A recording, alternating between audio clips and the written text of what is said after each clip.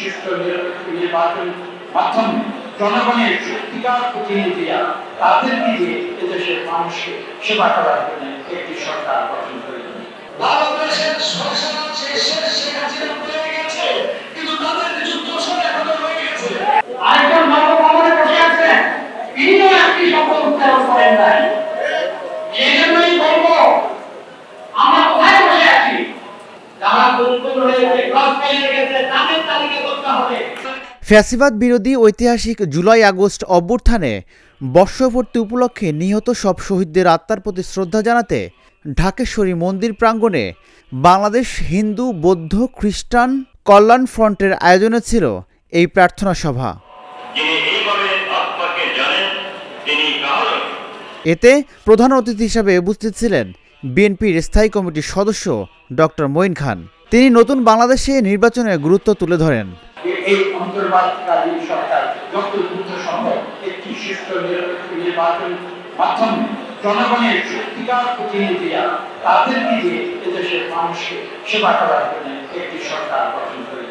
আমরা সেই প্রত্যাশা, এদেশে গণতান্ত্রিক অধিকার ফিরিয়ে আনতে হবে, এদেশে একটি সুষ্ঠু নিরপেক্ষ নির্বাচন করতে হবে, এদেশে একটি সিস্টেম তৈরি করতে হবে। এখানে এমন একটি সমাজ ব্যবস্থার সৃষ্টি করতে হবে যেখানে কেউ যেন কখনো নিজেকে বঞ্চিত বলে মনে করার কোনো কারণ সৃষ্টি না হয়। আমি বক্তব্য দীর্ঘ করব না। আমি আজকে যারা এখানে উপস্থিত হয়েছে, আমি প্রত্যেকের প্রতি শ্রদ্ধা নিবেদন করছি এবং আপনাদের কাছে আমি একটি অনুরোধ করব যে আসুন এই দেশে, হ্যাঁ আমরা গণতন্ত্রে বিশ্বাস করি, প্রত্যেক মানুষের চিন্তাধারা বিভিন্ন আছে, সেই বিভিন্নতায় আমরা বিশ্বাস করি। ইংরেজিতে একটি কথা আছে, the differing opinion is the essence of democracy। সেই নীতিতে আমরা বিশ্বাস করি, কিন্তু এখানে একটি প্রশ্ন রয়েছে, মানবাধিকার প্রশ্ন। মানবাধিকার প্রশ্নে কিন্তু কেউ দ্বিমত করতে পারে। আমি যদি বলি যে কেউ স্বাধীনতা রয়েছে অন্যায় করা, সেখানে কিন্তু সেই স্বাধীনতা নো ফ্রিডম ইজ আনফেটার্ড ফ্রিডম। এই কথা আমাদের মনে রাখতে হবে যে আমরা এই দেশের কল্যাণে যারা জীবন দিয়েছে, আমরা বারবার জীবন দিয়েছি, একবার নয়। এই দেশের ইতিহাস পর্যালোচনা সেই শহীদদের প্রতি আমরা শ্রদ্ধা নিবেদন করব। এখানে প্রার্থনা হয়েছে, এই প্রার্থনা আমাদের থেমে থাকার নয়, এই প্রার্থনা চিরন্তন প্রার্থনা এবং এই সংগ্রাম কিন্তু চিরন্তন। আমি কেন বলছি, একটা কথা আছে ইংরেজিতে, এটা হচ্ছে vigilance is the eternal rights of democracy. অর্থাৎ ডেমোক্রেসি আসলে মানুষের অধিকার প্রতিষ্ঠিত হবে, তার অর্থ এটা নয় যে এটা অটোমেটিক্যালি আমাদের কাছে থাকে। মানুষের এটাকে ধরে রাখার জন্য, আমাদের অধিকার নিশ্চিত করার জন্য এটা কিন্তু একটা চিরন্তন সংগ্রাম। এবং আমরা কিন্তু বাংলাদেশে আমরা দেখেছি সেই চিরন্তন সংগ্রাম কিন্তু আমরা করে গিয়েছি এবং আমরা বারবার জয়লাভ করেছি, বারবার সমস্যা এসেছে, আমরা বারবার সেটাকে মোকাবেলা করেছি। বাংলাদেশের মানুষ যে স্বাধীনভাবে ভোট দিতে পারে সেজন্য জুলাই যোদ্ধারা শহীদ হয়েছিলেন বলেও মন্তব্য করেন তিনি। বৈষম্য কিন্তু আমাদের সমাজের প্রতিটি স্তরে, প্রতিটি ক্ষেত্রে এটা দূর করতে হবে। এখানে জাতি ধর্ম বর্ণ নির্বিশেষে আমাদের বৈষম্যবিহীন একটি সমাজ। আমি চণ্ডীদাসের সেই পথ সে কেন বলেছি, সবার উপরে মানুষ, সেই মানুষ যদি সত্য হয় তাহলে কিন্তু মানুষের কোনো ভেদাভেদ থাকতে পারে।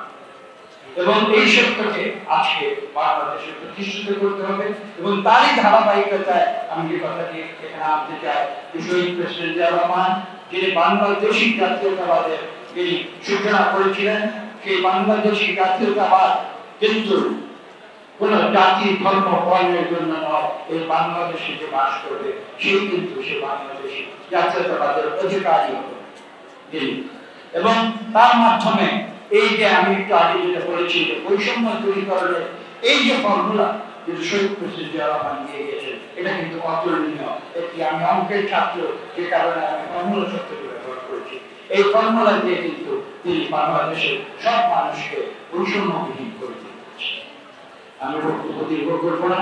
যারা আজকে থেকে 1 বছর আগে যারা জীবন দিয়েছিল, অকাতরে বুকের রক্ত ঢেলে দিয়েছিল, যাতে বাংলাদেশের 18 কোটি মানুষ একটি সুন্দর বৈষম্যবিহীন একটি জাস্ট বা ন্যায়ভিত্তিক একটি সমাজে যাতে বসবাস করতে পারে, তাদের যে মৌলিক অধিকার, সেই মৌলিক অধিকার যেন তারা প্রয়োগ করতে পারে, তাদের ভোটের অধিকার প্রয়োগ করতে পারে, তাদের বেঁচে থাকার অধিকার প্রয়োগ করতে পারে, তাদের অর্থনৈতিক সামনের অধিকার তারা প্রয়োগ করতে পারে, সেই উদ্দেশ্যে তারা জীবন দিয়েছিল।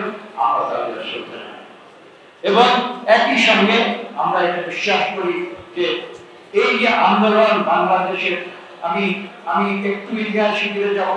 1952 সালে ভাষা আন্দোলন, তার যে মূল কথা ছিল সেটাও কিন্তু বৈষম্য বিরোধী থেকে এবং তার পরবর্তীতে আমরা 69-এর যে গণতন্ত্র বাংলাদেশের যে স্বাধীনতার আন্দোলন দেখেছিলাম, সেই স্বাধীনতার আন্দোলনের দিকে আমাদের চোখ ফিরিয়ে আবার নতুন করে দেখতে হবে।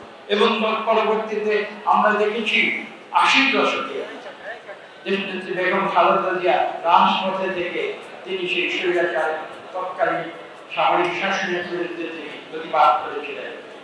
এবং তারপরে আমরা আবার দেখেছি এখানে আমরা আজকে 2024 সালে ছাত্র জনতার যে বিপ্লব, সেই বিপ্লব দেখেছি এবং প্রতিটি ক্ষেত্রে বাংলাদেশের মানুষ কিন্তু স্থির নিশ্চয় ছিল একটি বিষয়, মানুষের মৌলিক অধিকার মানুষকে ফিরিয়ে দিতে।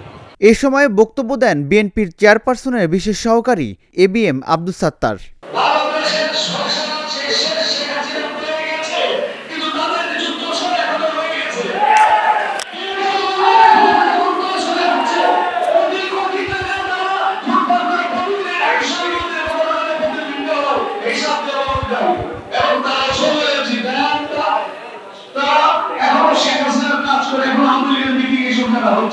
আমি আমার কিন্তু এখনো সেই 2000 দশক ভারতের দশক শেষ হয়েছে, শিরোমণি সাইন কমিটি দেওয়া হয়েছে, সুতরাং বিভিন্ন মন্দির তৈরি হয়েছে। সুতরাং আমি মনে করি আমরা প্রচার যেমন ভাগ আমাদের ভালো রাজনীতি করতে চাই না, কিন্তু আমাদের প্রচার যেমন ভাগের মাধ্যমে আমরা প্রত্যেকটা জায়গাতে আমাদের সুস্থভাবে হিসাব নেওয়ার জন্য আমাদের গৌরী থাকবে এই আশা রাখতে হচ্ছি। পাশাপাশি একদিকে মাস্টার বাড়ি দিয়েছে যারা প্রচার ভাগ করেছে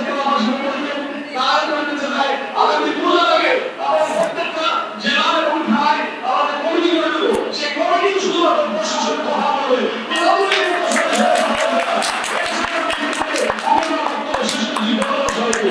অনুষ্ঠানে বক্তব্য দেন বাংলাদেশ হিন্দু বৌদ্ধ খ্রিস্টান কল্যাণ ফ্রন্টের নেতাকর্মীরা।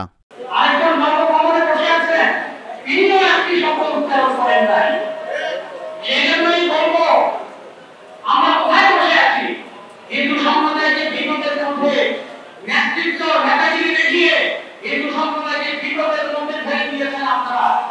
শেখ হাসিনা বারবার এটা সেই বলায় করেছে, আমার নেত্রী বলায় করে নাই। আপনি যাচাই করে আসেন, আলাদা দিয়ে কিন্তু ফেলেও হারিয়ে যাচ্ছেন আপনিরা, আপনি বিদেশে চলে গেলেন। সেই কথা শুনে এবিএম মোসার কথা ধরে পরে উনি ফিরে এসেছেন। ওনার পলায়নের ইতিহাস আছে। হিন্দু সম্প্রদায়ের ভাইদেরকে বলবো, এই ধরনের বেঈমানদেরকে বিশ্বাস করবেন না। কারণ আপনাদেরকে শিখ মেরে দিয়ে বারবার শিখ মেরে দিয়ে উনি পলায় যাবেন শহরে, আর আপনাদেরকে এখানে বিপদে ফেলে যাবেন। আজকে দেখছেন কি অবস্থা হয়েছে। আমাদের ম্যাডাম খালেদা জিয়াকে 2 কোটি টাকার জন্য থেকে এখন 6-7 কোটি টাকা হয়েছে। তাকে প্রতিদিন আদালত 2 বছর জেল দেয়, উচ্চ আদালত দিয়েছে 10 বছর। আপনি শেখ হাসিনা, আপনি যদি 1 লক্ষ কোটি টাকাও নেন তাহলে আপনার কত বছর ফাঁসি হওয়ার কথা, কত বছর জেল কাটার কথা। ম্যাডামের যদি 2 বছর হয়ে থাকে আপনার 100 বছর জেল হওয়ার কথা। আমাদের চলতে থাকবে। আমার একটা দাবি হচ্ছে গত 17 বছর যারা শহীদ হয়েছে, যারা গুম হয়েছে, ক্রস ফেলে গেছে, তাদের তালিকা করতে হবে।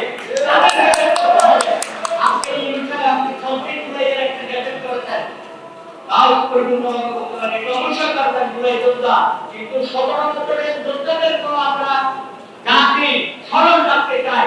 এবং আমি এখানে মাননীয় প্রধান অতিথি আছেন, তিনি তার কাছে একটা দাবি জানাতে চাই, এই যোদ্ধাদেরকে ভুলে গেলে চলবে না। তাদের পরিবার পুরোর পাশে আপনারা দাঁড়াচ্ছেন, আরো ভালোভাবে দাঁড়াতে হবে এবং তাদের পরিবার পুরো যাতে প্রতিষ্ঠিত হয়, তাদের চাকরি বাকরি ব্যবসা বাণিজ্য অনেকেই হারিয়েছেন, এখন অনেকে বলেছে বিভিন্ন জায়গায় চাঁদাবাজি হচ্ছে, জগৎবাজি হচ্ছে, আরো ভালো তাদের নিজেকে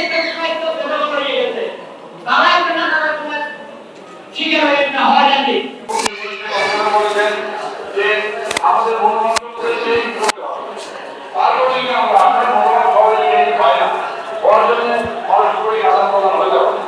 আমাদের যারা আমরা দেশ করতে পারি তাদেরও ভূমিকা রাখতে হবে এবং যারা আমরা এটার ভুক্তভোগী তাদেরও ভূমিকা রাখতে হবে। তিনি আশ্চর্য বলেছেন যে নেত্রী বারবার থেকে বিভিন্নভাবে ঠাট্টা প্রসার করতেন যে পাশের দেশে এবং একটা মুহূর্তে কাউকে না জানে কাউকে না করে চুপানি। নেতারা বৈষম্য বিরোধী সমাজ গড়তে সবার প্রতি আহ্বান জানান। রাজিবুল ইসলাম, ঢাকা জার্নাল, ঢাকা।